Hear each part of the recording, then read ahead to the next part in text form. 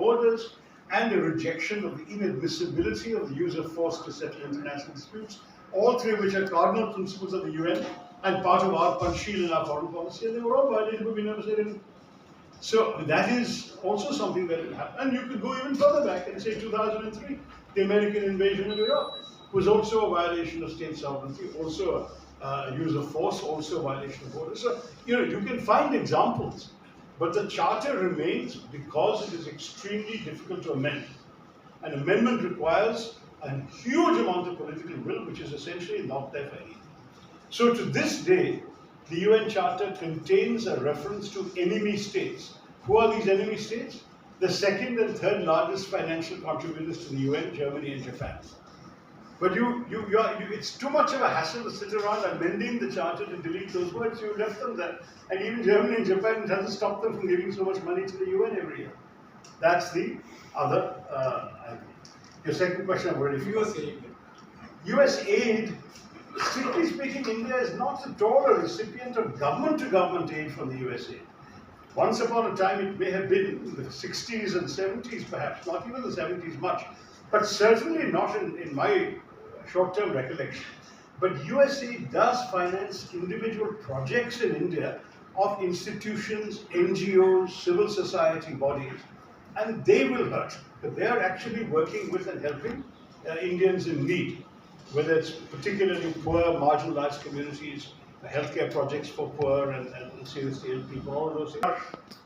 Three comments to make. The first is that certainly you're right that India could play a constructive role for peace, and it's striking that the Indian Prime Minister is amongst the very few world leaders who has been to both sides of the conflict, who has been to Russia and been to Ukraine, has met the leaders of each country, has talked to the leaders of each country, and has witnessed firsthand the horrors of the war.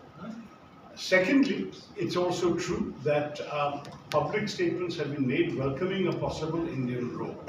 And I don't think there is any lack of willingness on India's part to play a constructive role. Having said that, this is where the third comment comes in. Any peace requires willingness on both sides to want to make peace. A mediator never imposes peace. A mediator capitalizes on either the exhaustion of the parties or on the parties' willingness to look beyond their entrenched positions.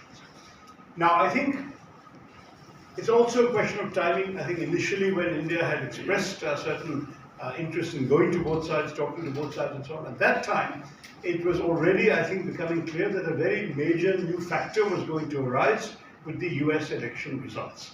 And certainly with Mr. Trump's election, the attention has moved away from any other particular power to the role that the US might play vis-a-vis, particularly Russia. As you know, the media is already talking about the possibility of a fairly early meeting in the next few months between the presidents of the US and Russia. And clearly, if that happens, this is going to be the number one issue. So I think there is going to be a reluctance on the part of anybody else to discuss peace with a third party when this big sort of party is coming down the road. So my own assumption is that if there is such a thing that is being arranged, that is where the focus is going to be. And it is only if that option were not there that there would have been any serious willingness on the part of both sides to invite India to come in and help them. But though there has been no official statement from the government of India, and though, as I stress, I'm speaking in a personal capacity, I believe that there would certainly be no unwillingness on the part of India, and I don't think there'd be any political difficulty within the Indian political space for India to play a constructive role in bringing about peace. We're proud of the fact that we are a peace-loving nation, and if we can help promote peace between any two warring parties, and particularly one where there's been so much suffering and destruction already, I think it will be applauded on both sides of the political divide.